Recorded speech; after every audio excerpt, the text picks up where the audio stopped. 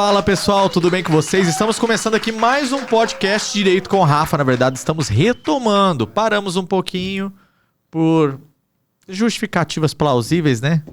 Eu fui pai, então vocês não iam querer me ver aqui com olheiras ou mal acabado.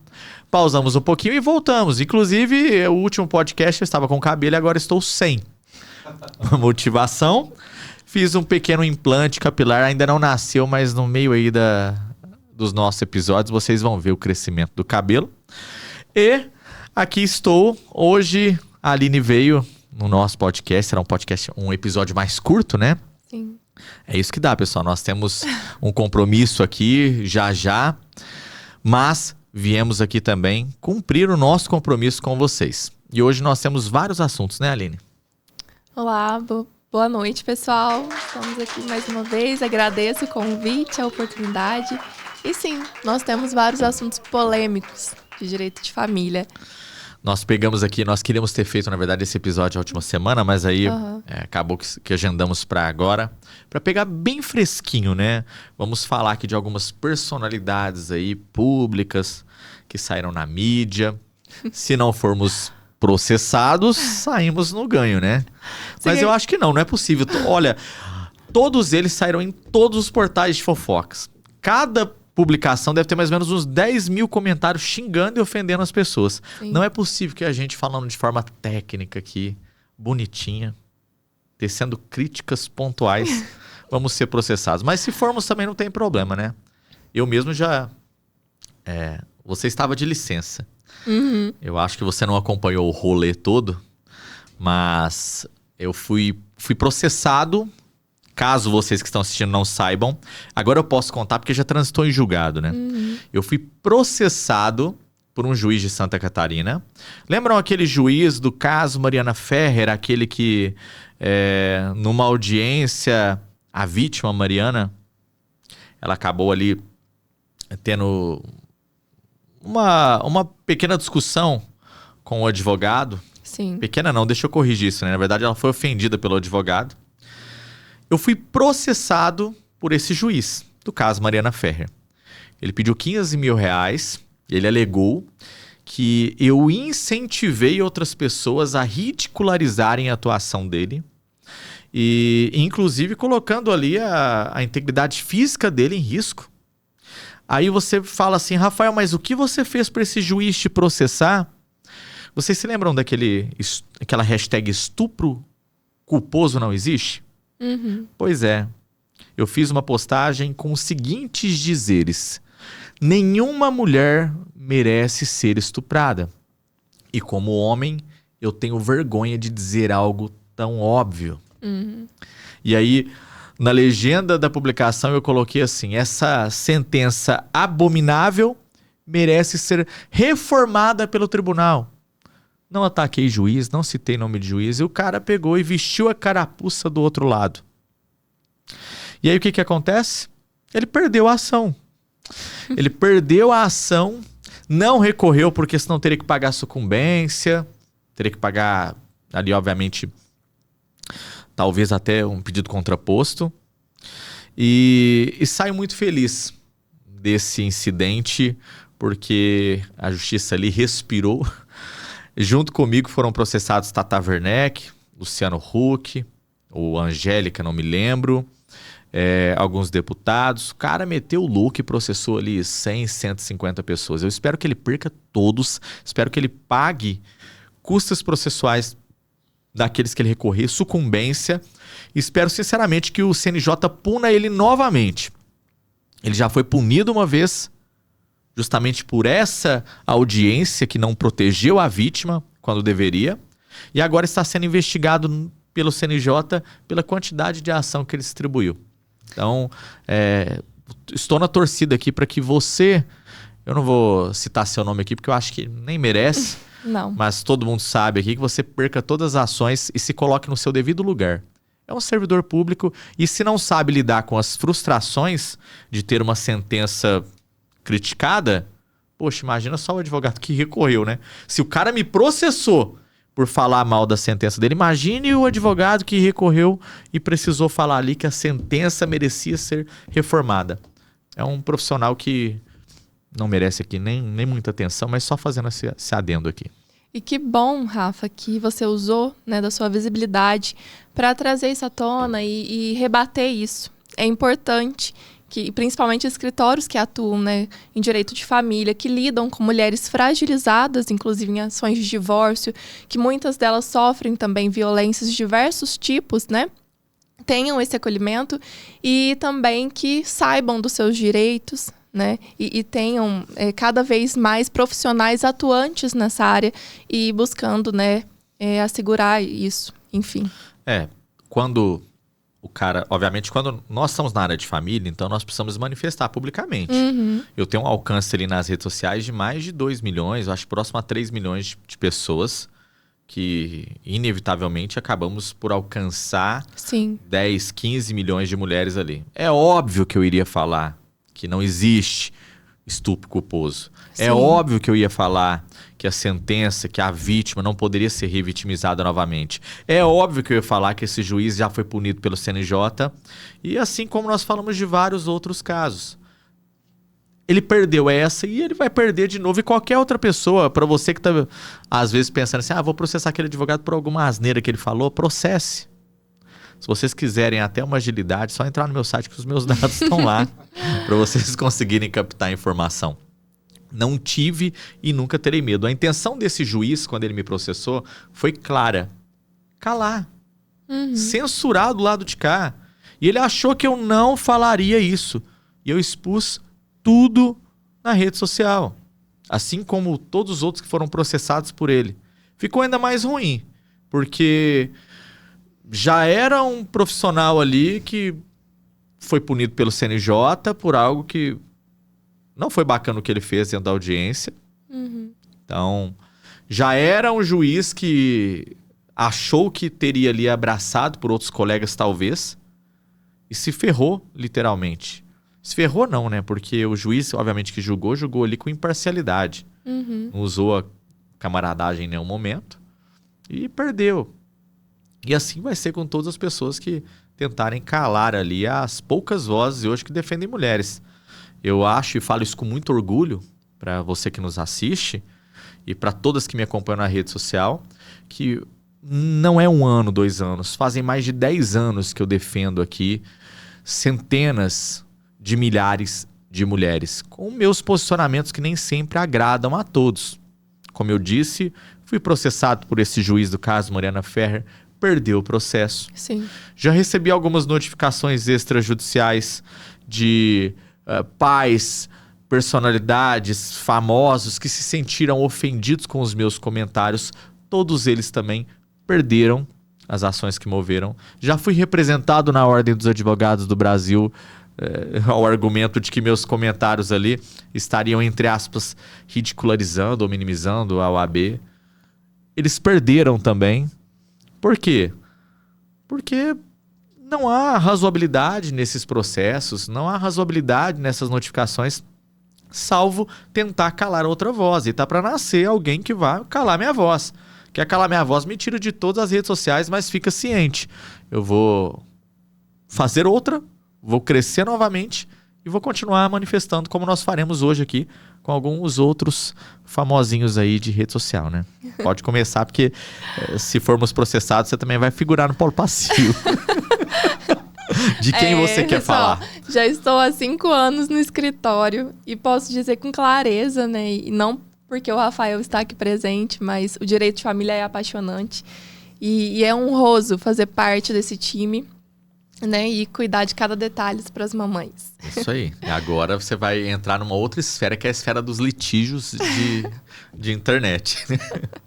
Com a sua AB agora sua AB está na mira também. Tô brincando. Meu Deus. Vamos lá. Quem vamos lá. falar agora? Você quer começar com assuntos relacionados à guarda ou pensão alimentícia? Vamos começar com guarda. Gosto, amo falar sobre guarda. Ok. Vamos lá. Recentemente, não tão recente, mas que ainda repercute, né? Comentários do tipo, do caso da Luana Piovani.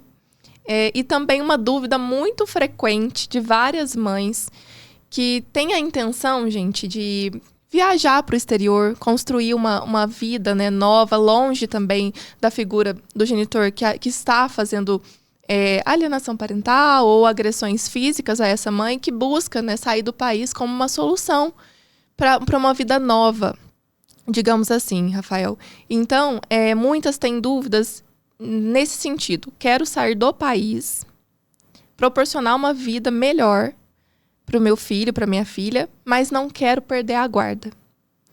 No caso, ela perdeu a guarda, e até se você puder, dar conselhos, dicas de como resguardar a criança e a mãe tomar uma decisão mais segura em relação a isso. A primeira coisa que nós precisamos entender é o seguinte: se a mãe quiser mudar para outro país, e é direito dela, buscar uma outra oportunidade de trabalho. Eu tenho, inclusive, um conteúdo que eu falo sobre isso, né? A vida de um pai no Brasil é muito simples e muito fácil. Se o cara recebe uma proposta de emprego, por exemplo, em Portugal, para ganhar 20 mil euros, não importa o laço afetivo que ele tem aqui com o filho. O que esse pai faz? No outro dia, embarca e vai. Sim. A mãe não. A mãe pode receber uma proposta de emprego para ganhar 100 mil euros em Portugal. Mesmo exemplo. Se ela não se programar com pelo menos 6 meses de antecedência, buscar um advogado bom, entrar com suprimento de vontade, se sujeitar ali à onerosidade do judiciário, se ela não conseguir ajustar a vida pessoal dela com os filhos, com o profissional, ela vai perder essa oportunidade de emprego. Porque no Brasil, como eu disse, ser pai é fácil. Você não perde oportunidade de emprego. Ser mãe no Brasil, se você tem qualquer outra oportunidade de emprego, eu não estou falando só de outros países, não. Às vezes em outras cidades e outros estados, você fica refém deste cara que tem que liberar você indiretamente para que você possa trabalhar e dar uma condição de vida melhor para os seus filhos. Neste exemplo que você utilizou, a mãe, quando pensa em ir para o exterior, a primeira coisa que ela deve obviamente, se organizar com antecedência. Eu sei que as propostas de emprego, eu sei que as oportunidades são únicas e merecem, devem ser agarradas de imediato, mas tem situações em que você não vai conseguir se organizar a tempo. Então é necessário entrar com uma ação de suprimento de vontade para pedir autorização judicial caso o pai negue a viagem do filho, a moradia do filho. E nessa ação de suprimento de vontade, normalmente nós já até buscamos uma regulamentação de convivência, já que a criança vai estar no exterior e vai visitar o pai de uma forma diferente daquela que visitava no Brasil. Então, se o pai negar a autorização, é necessário pedir autorização para o juiz. E nessa autorização, você tem que preencher alguns requisitos. Você tem que demonstrar que o local que você está indo, ele dispõe de uma qualidade de vida melhor para o seu filho, o que não é muito difícil quando nós falamos de Brasil. Nós tivemos um caso recente no escritório em que a mãe foi para a Alemanha e não precisa falar que a qualidade de vida lá é muito melhor. Inúmeras vezes melhores do que o Brasil, em termos de educação, saúde, previdência. E nós tivemos um desgaste tremendo de anos até conseguir essa autorização. Mas conseguimos. Além, obviamente, da comprovação da melhor qualidade de vida do menor, tem que comprovar também que o menor não vai ser prejudicado com essa ida. Suponhamos que ele tem um núcleo familiar, um núcleo de amigos, todos em uma cidade. Agora ele vai para um país onde ele não domina a língua, onde ele não conhece ninguém. Então é preciso analisar isso com antecedência. Se você pretende viajar para um país, já coloque o seu filho para já ir introduzindo essa língua nova para que ele também não se frustre, não fique ali chateado sem um núcleo de família, sem um núcleo de amigos, na verdade, né? Imediato. Então, é extremamente necessário que a mãe se programe. Rafa, mas e se a mãe não conseguir se programar? Ela precisar ir naquele momento? Ela pode ir sem um filho? Pode. Mas aí não confiem nos pais que ficam aqui com as crianças. Mesmo que os pais falem assim, olha, pode ficar com a avó, não tem problema. Tudo bem, vai ficar com a avó? Então vamos lavrar um termo. Vamos fazer um termo aqui. Que eu, mãe, estou deixando ali, obviamente, com autorização e aval do pai, a responsabilidade de guarda com a avó. Materno, paterno, quem quer que seja. Mas o pai tem que assinar aquilo por qual razão? Para não acontecer o que sempre acontece. O cara fala para a mãe, pode ir tranquila, fica bem, investe nos seus estudos no exterior. Na hora que a mãe vai para o exterior, que o cara faz? Entra com o Ajuização. pedido de guarda aqui, fala que a mãe abandonou os filhos, e aí o cara, obviamente, vai ter o pedido liminar deferido, porque a mãe não está aqui de fato. E não há nada que comprove que o pai autorizou o anuil para que ficasse com a avó. Então é extremamente importante que as mães tenham essa cautela. Vai mudar para o exterior? Pode mudar tranquilamente, mas se programe. Procure um advogado especialista em família para que ele te oriente o que você precisa fazer antes de mudar. Não vá simplesmente e deixe aqui com algum parente sem regularizar isso, porque corre o risco do pai a qualquer momento descobrir isso e conseguir uma liminar de reversão de guarda ao argumento de que você abandonou a criança aqui. Não é um abandono, né? Mas que você deixou a criança aqui com outro parente, se não ele. Certo. E, Rafael, fala um pouco em ações de suprimento de vontade, né, para viagem e moradia no exterior. E se o genitor está sumido há anos? A mãe não sabe nem o lugar certo que ele está, ou o endereço, o telefone, não tem mais nenhum tipo de contato. Quando o genitor está sumido, não paga pensão, é ausente na convivência, ou até mesmo paga pensão, mas não é presente na convivência, a mudança para o exterior fica muito mais fácil. Fácil por qual razão? Porque não tem um vínculo afetivo. Normalmente, o que dificulta que as crianças vão para o exterior acompanhando as mães é porque o judiciário também se preocupa em não romper o laço daqueles pais que são presentes, que cumprem a convivência. Quando o genitor é ausente, a mãe precisa demonstrar essa ausência. Por isso que nós orientamos todas as mamães a terem a regulamentação de convivência. Porque se tem um dia estipulado e o pai não visita, você registra. A depender do número de registros que você tem que ele não cumpriu a convivência, fica mais fácil você demonstrar para o judiciário que aquele cara nunca foi presente, não é responsável e por essa razão a mudança não impactaria a relação paterno-filial. Se não impacta a relação paterno-filial, a mãe pode ir tranquilamente para o exterior. É óbvio que vai correr o processo. Rafael, e se a mãe não sabe onde esse pai mora? Nós vamos pedir para que o juiz faça as pesquisas nos órgãos conveniados. Se mesmo assim não achar, que proceda-se com a citação editalícia. E se mesmo assim ele não comparecer ao ato, o juiz vai sentenciar e vai, obviamente, suprimir a assinatura dele, né? Ou seja, vai autorizar que a mãe viaje e more com a criança no exterior. E agora um pouco mais complexo. E se o pai, que é assumido há anos, agora decidiu manter a convivência com a criança? Como a mãe reage nessa situação para evitar uma alienação parental? Primeiro, deixe registrado para esse pai, mande uma mensagem, mande um áudio, grave. Sobre gravação. Pelo amor de Deus, mamães, já passou da hora de vocês terem um aplicativo no celular de vocês para gravar as conversas com o pai. Já passou da hora de vocês terem um aplicativo que grave a tela da videoconferência por WhatsApp, ou até mesmo a ligação por WhatsApp. E existem esses aplicativos. Então, podem gravar a conversa com o pai tranquilamente. Vocês são interlocutoras da ligação. Não é crime gravar. E outra coisa, normalmente se grava a conversa para proteger os interesses da criança quando estão em um litígio gigantesco.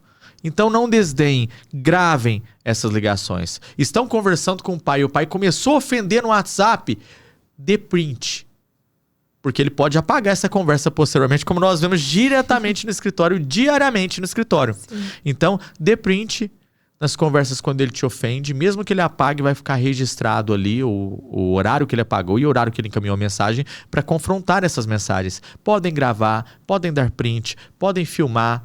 Tranquilamente, filmar, o que eu digo é gravar a tela ali da videoconferência. Até mesmo, inclusive, quando a ligação ali for diretamente com a criança menor de idade.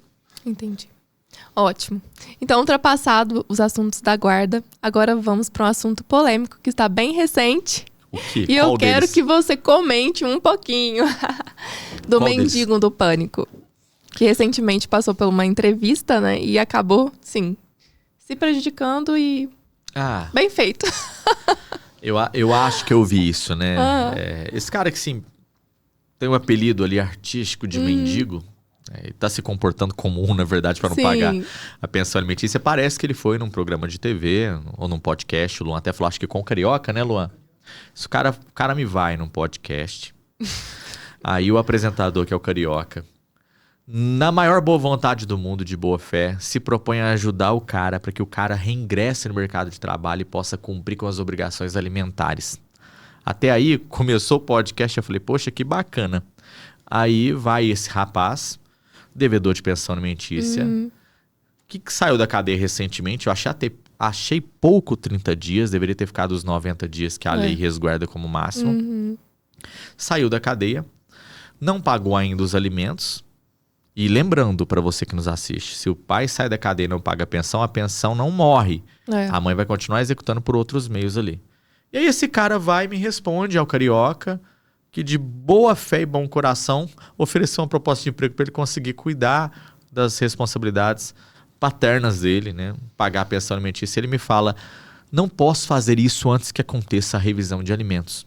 Ou seja, ele deixou estipulado, ele deu um tapa na cara do judiciário, deu um tapa na cara do Ministério Público, que vai atuar no processo, de que ele não ingressa no mercado de trabalho, mesmo tendo oportunidades propositalmente. E isso prejudica quem? A criança. Isso é o quê? Crime. Artigo 244 do Código Penal, ele é claro. Abandono material. Quando o pai deixa de prover o sustento do filho, neste caso de forma proposital. E isso não é só uma prisãozinha de 30 dias que a execução de alimentos proporciona. A pena para este crime é de 1 a 4 anos de cadeia e até 10 salários mínimos de multa.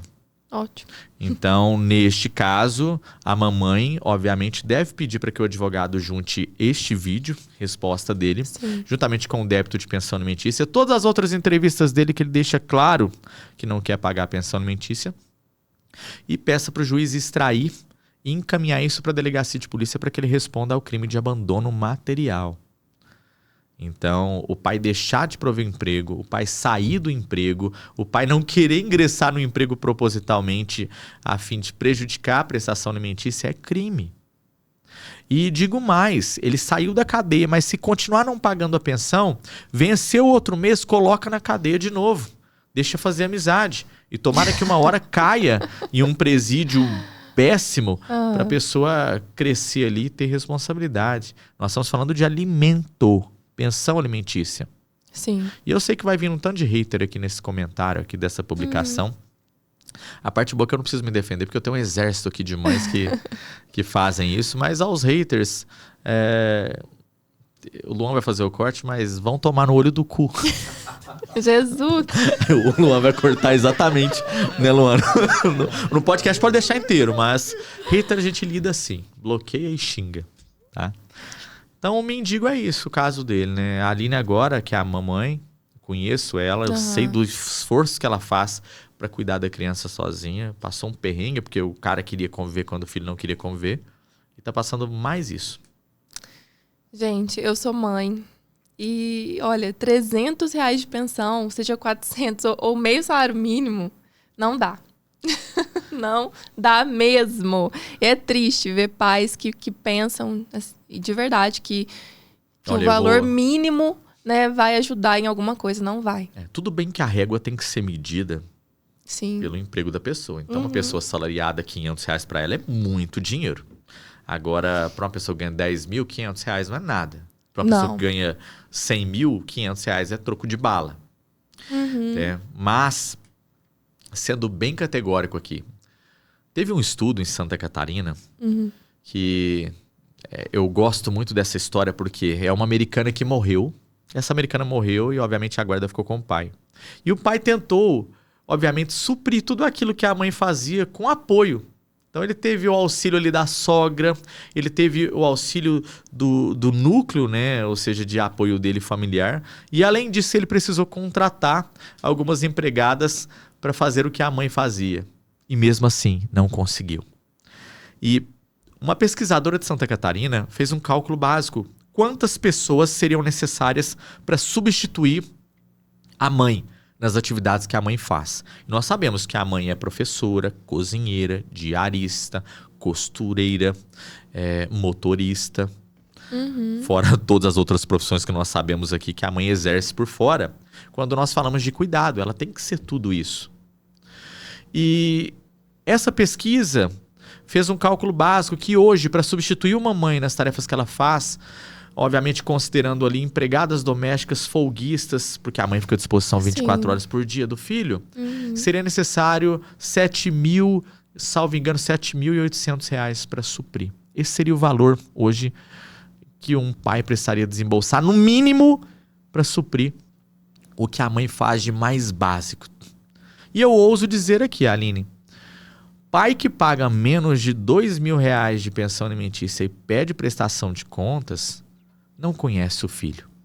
Não sabe absolutamente nada da criança.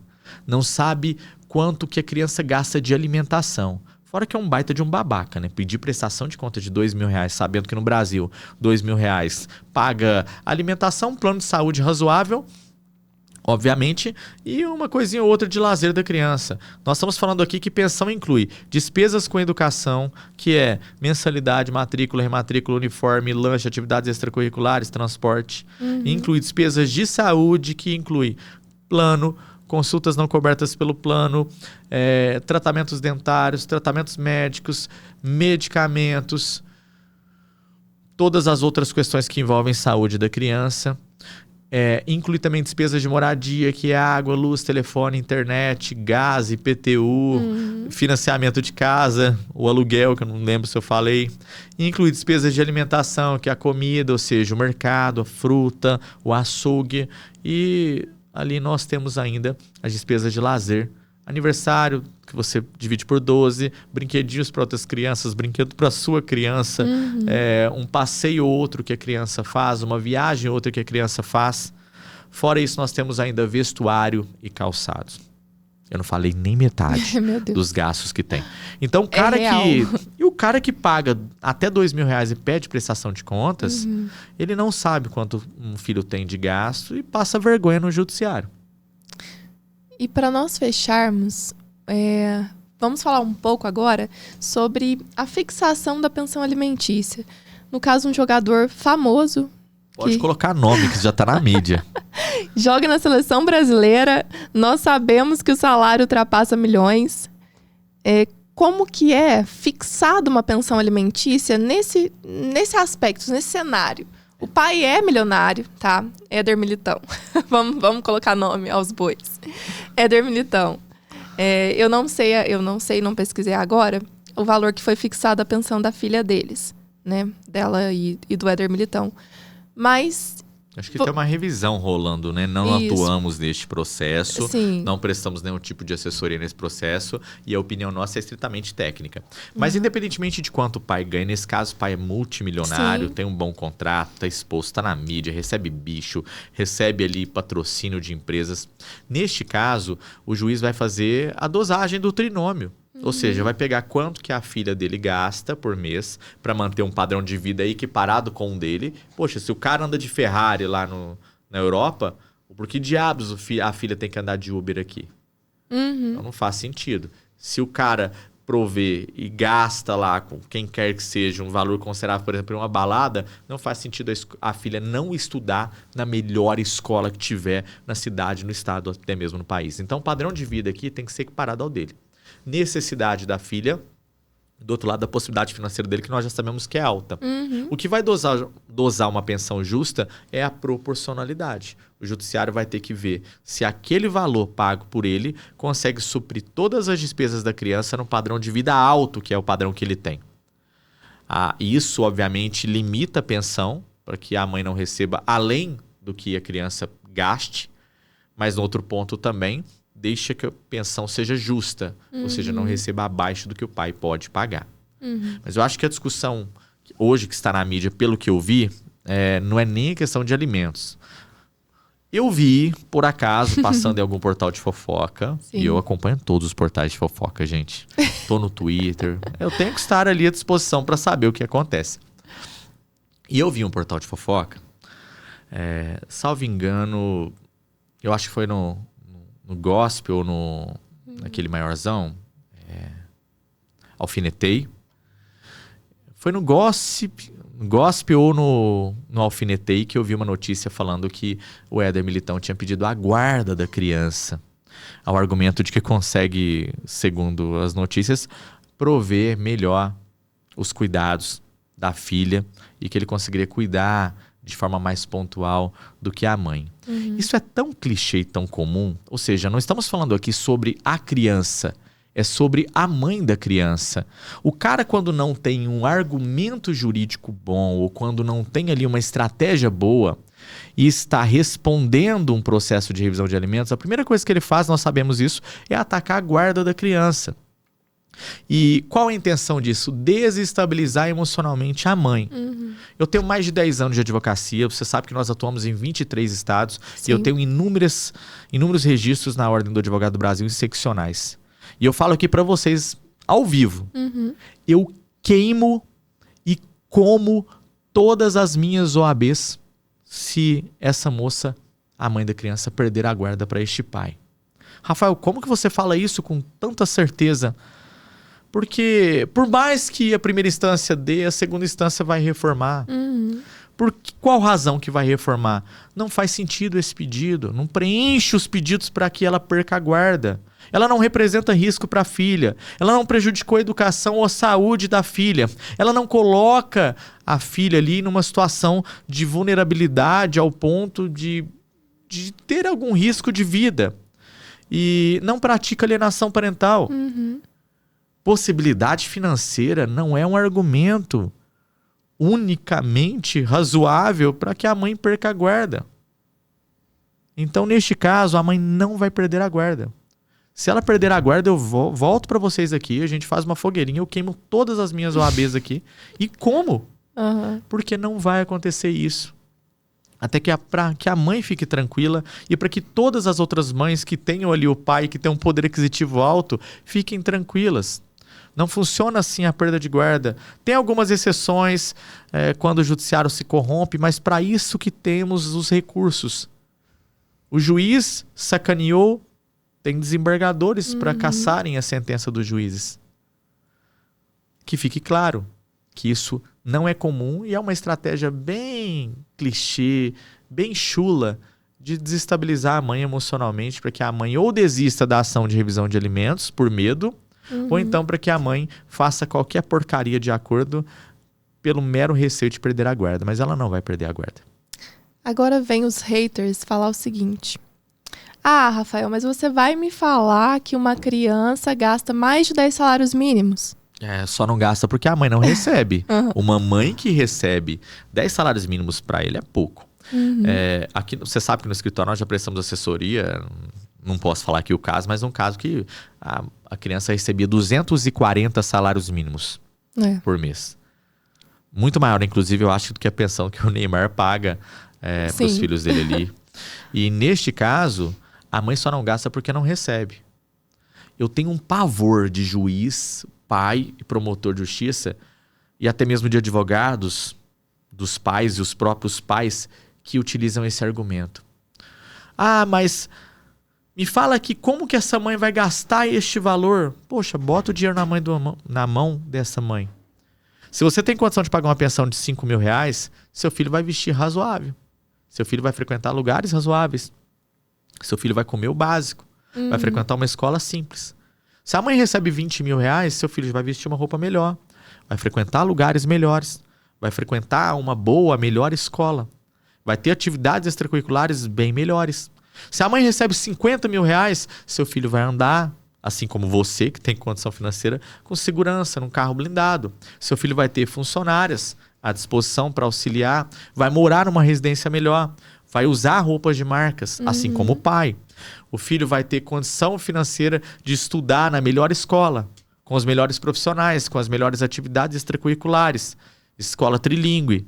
Rafael, mas e uma criança que gasta 100, 200 mil reais? Até previdência ela pode ter. Então, os filhos só não gastam mais, que é o argumento de todo pai, porque não recebem mais.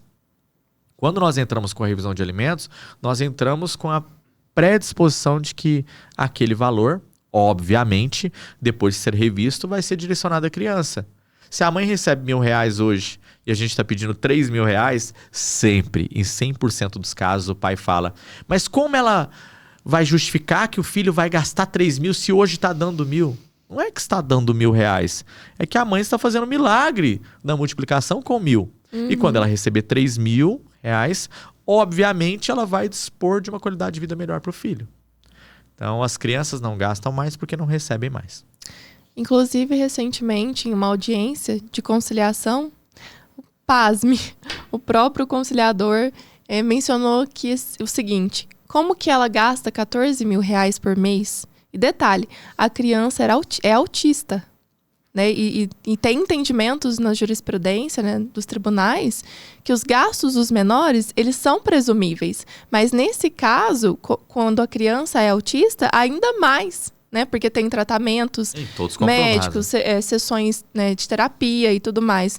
Então, em casos, né, desse tipo, ainda mais comprovado, né? Então, 14 mil reais ainda é pouco. Bom, eu talvez... Eu acho que eu estava fazendo audiência, né? Quando o conciliador falou essa merda. É uma baita de uma merda, né? Uhum.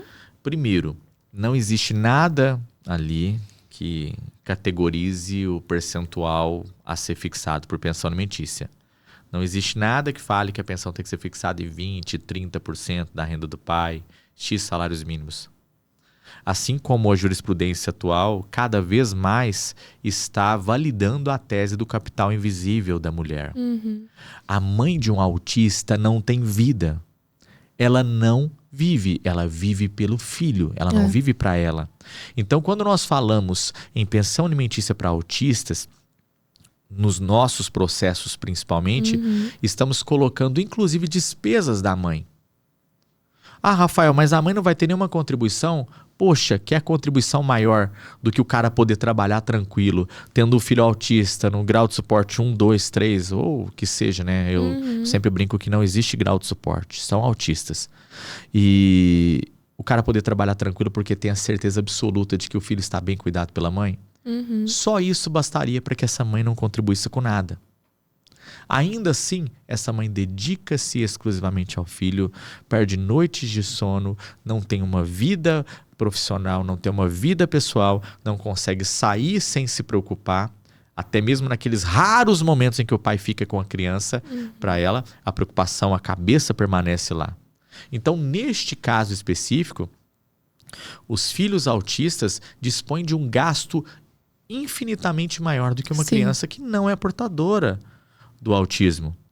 E quando um conciliador vem de forma irresponsável, ou até mesmo juiz e promotor, falar a criança não gasta isso, é porque eles não têm o mínimo de conhecimento de como é a vida de uma família. Que eu coloco família porque normalmente é mãe, pai, avô, avó, envolve todo mundo, tio, tia, autista. E não só os autistas, mas qualquer criança que tenha uma deficiência, qualquer criança que seja portadora de alguma patologia grave.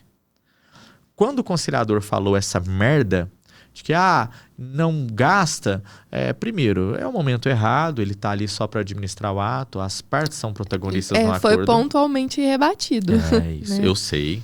Então, vocês não iam deixar passar isso, né? De jeito nenhum. E assumimos esse risco aqui. Nós estamos lá para acolher as mães, não para deixar que conciliadores, mediadores, estagiários, juízes, promotores, desembargadores, quem quer que seja, que coloque as mães numa situação de vulnerabilidade emocional. Mas este caso foi responsabilidade dele, né? Acaba que a mediação, que deveria ser um ato imparcial, informal, formal, na verdade, né? Na intenção ali de que as partes fossem protagonistas e compensassem um acordo, ficou demonstrado que o cara praticamente estava do outro lado. Mas acontece muito, Aline. Sim. Ultimamente, nós estamos pegando uma leva de conciliadores, promotores e juízes rebeldes, né?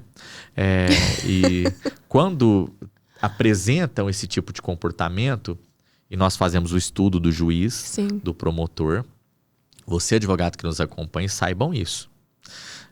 Os advogados e advogadas. É extremamente necessário que o escritório de advocacia saiba o perfil do juiz que vai julgar o processo. E aqui nós investigamos isso bem a fundo. Apresentações de trabalhos, participações em palestras, qual o tema foi abordado. Pense para você ver. O juiz vai julgar um processo de um pedido nosso de guarda unilateral. Aí o cara tem um histórico de trabalhos, tem um histórico de artigos, tem um histórico de apresentações que ele defende piamente que a guarda compartilhada deve ser aplicada em todos os casos e que não haveria exceção para a unilateral. Sim. Qual que seria a chance do juiz dar essa guarda? Mínima. Eu tenho um caso emblemático no escritório, né, que nós apanhamos muito no processo Eu pedindo guarda e o juiz dando os esporros dele. Saiu até de si na audiência, desestabilizado emocionalmente. Juiz, porque se sentiu ofendido pelo fato que eu disse que a mãe era mãe. E por essa razão, no caso em questão, a guarda deveria ser unilateral. Aí depois, foi a partir desse momento que começamos a investigar, isso faz alguns anos. Descobrimos que o juiz era um juiz que foi criado pelo pai, a mãe abandonou. Ou seja, o cara levou pra audiência e todos fazem isso, gente. Não achem que o juiz não tem uma carga de vida, todos os juízes têm uma carga de vida. Levou pra audiência a carga de vida dele e vomitou ali, praticamente, com perdão da palavra, a situação dele comparando com a situação da outra mãe. Então é muito importante que se investigue o perito que vai fazer a perícia, o psicólogo, o assistente social, o Ministério Público que está manifestando, o juiz ou juíza, o desembargador que vai julgar, o relator do processo. Inclusive, até em alguns casos, investigamos a vida do advogado, vocês que nos assistem aqui, que estão do outro lado. Sim. Porque é importante você saber onde você está pisando, com quem você está lidando. E quando eu digo que estamos pegando uma leva de profissionais rebeldes, é porque cada vez mais esses profissionais que estão julgando as mães são irresponsáveis na vida pessoal. Um juiz, como eu atendi agora, acho que na última semana, eu atendi uma mãe que me procurou. O cara é juiz da vara de família. O genitor. Isso. O pai é juiz da vara de família e não quer pagar a pensão alimentícia demonstrada através da planilha de gastos. Que é isso, gente? E aí ele fez exatamente o que todos os pais fazem. Ele pediu a guarda, então. Ao invés de pagar aquele valor, ele optou por pedir a guarda. Aí eu te pergunto, esse cara está alocado na vara de família, o CNJ deveria trabalhar para que ele saísse dessa vara de família, e ele vai julgar outras mães. Você acha mesmo que há a chance, por mais que nós saibamos que o juiz é o presidente do ato imparcial, que ele vai ser imparcial em outras questões depois de passar por um litígio desse? Não vai. Não vai. E assim funciona o judiciário. Infelizmente. São pessoas. São pessoas.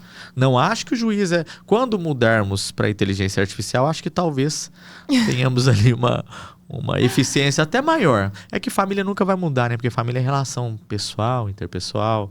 É uma coisa que precisa do contato ali. Mas cada vez eu vejo uma majoração de profissionais inaptos. Juízes que estão sendo colocados em vara de família sem carga de vida. Ah, Rafael, mas ele precisa apenas julgar de acordo com a lei. Não. Não. Tem entendimentos jurisprudenciais, doutrinas, tem a própria situação ali de analisar o caso especialmente de forma individual, como ele é.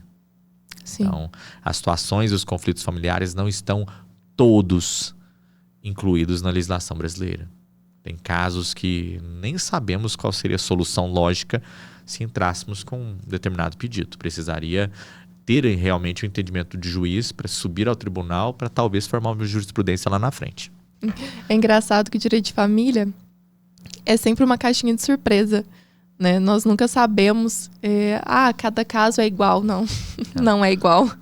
Tem uma frase muito bonita no direito de família sobre juízes, que fala que cabeça de juiz e barriga de égua é tudo igual. Você só sabe o que vai ser quando sair lá de dentro. Quando nascer. Quando nascer. A ideia ou o bezerrinho. Sim. Não, né? O cavalinho ali, né? Mas é isso, Aline. Hoje eu acho que nós abrangemos todos os tópicos mais importantes. Falamos muito sobre polêmicas. Sim. E agora vamos nos despedir do nosso público, porque estaremos de volta na próxima semana. Calma aí, Rafael, porque nem deu tempo da gente falar das eleições americanas. Vamos entrar em mais assuntos polêmicos. Brincadeira, não, gente. Eu sou. Pode falar, tem tempo ainda. Eu voto no Trump. Ai, meu Deus. Não importa quem seja o outro candidato. Então, eu sou Trump de coração. Trouxe esse assunto porque... Pode ser Michelle, pode ser quem que seja ali, eu sou Tá Trump. bombando na mídia, né, gente? É. Só pra não acabar o podcast. Isso aí. Mas ficou claro, se a sua opinião política é diferente, no próximo podcast você não estará aqui, que eu não admito. Tô zoando. Aqui nós somos democráticos. Gente. Depois eu tô vendo até esse corte. Vai ter haters. Mas é isso, pessoal. Muito obrigado pela participação de vocês. Até a próxima semana, que um outro episódio aqui do Direito com o Rafa. Esperamos ali ter sanado mais dúvidas de vocês. E é isso. Fiquem com Deus. Até a próxima. Tchau, tchau.